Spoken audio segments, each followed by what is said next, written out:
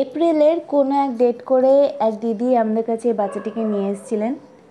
বাচ্চাটির সামনে দুটি পা রিকেট আক্রান্ত হওয়ার কারণে বেঁকে গিয়েছিল, দাঁড়াতে পারছিল না, শারীরিকভাবে দুর্বল ছিল, খাবার খাচ্ছিল না।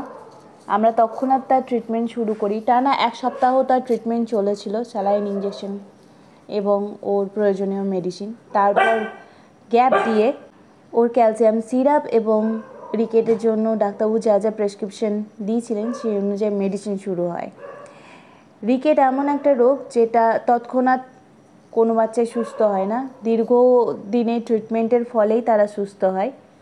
তবে খুশির খবর, বাচ্চাটি এখন সম্পূর্ণ সুস্থ আছে এবং তার সামনের পাও আস্তে আস্তে আস্তে আস্তে সম্পূর্ণভাবে সোজা হয়ে গিয়েছে। সে হেলদি একটা বাচ্চা, সে হেঁটে চলে বেড়াচ্ছে এবং আগের থেকে অনেকটাই বড় হয়েছে। ক্যালসিয়ামের অভাবের কারণেই সাধারণত এই রোগ হয়ে থাকে। প্রপার ট্রিটমেন্ট যদি ঠিক টাইমে পায়, বড় হওয়ার সঙ্গে সঙ্গে তার ঘাটতি পূরণ যদি হয়, শারীরিক যে ঘাটতি সেটা যদি পূরণ হয়ে যায়, তাহলে আস্তে আস্তে যে কোনো বাচ্চাই সুস্থ স্বাভাবিক জীবনে ফিরে যেতে পারে। ধন্যবাদ আপনাদের সকলকে যারা অবলাদের ভালোবাসেন এবং আমাদের এত এত ভালোবাসা দিচ্ছেন এবং আমাদের অবলা বাচ্চাগুলির জন্য প্রার্থনা করছেন। এইভাবেই পাশে থাকবেন।